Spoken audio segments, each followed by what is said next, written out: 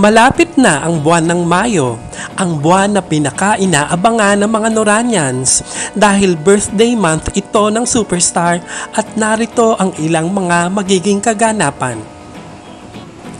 Katatapos lang ng very special screening ng restored film na The Floor Contemplation Story para sa unang anibersaryo ng CCP Cine Icons ay mukhang aariba na naman sa sunod-sunod na promosyon at events ang mga bago at mga klasikong pelikula ng nag-iisang superstar at national artist na si Nora Aunor, lalo na at kaarawanan niya sa darating na Mayo.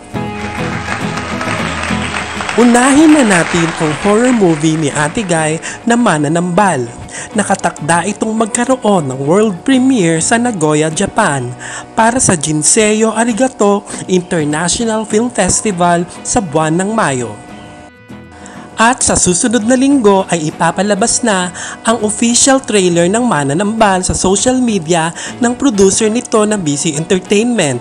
Marami nang nais makita ang trailer nito kung saan mapapanood ang isang kakaiba na namang Nora Aunor.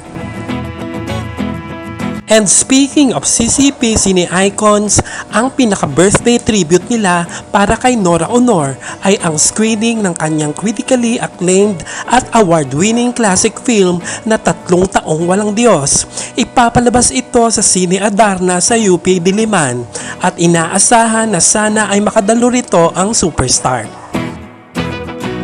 At ang pinakabongga sa lahat, ang isa pang classic film na Bona na nirestore sa Italy ng Carlotta Films last year ay nakatakda ring ipalabas sa prestigious Cannes International Film Festival sa Mayo.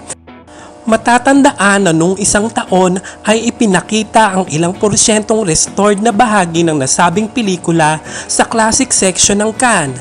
Abangan na lamang natin ang official announcement nito mula sa mga kinauukulan. Kapag talaga dumarating ang buwan ng Mayo ay tila piyesta sa mga makabuluhang balita ang mga Noranians, kaya atin itong pakatutukan at abangan.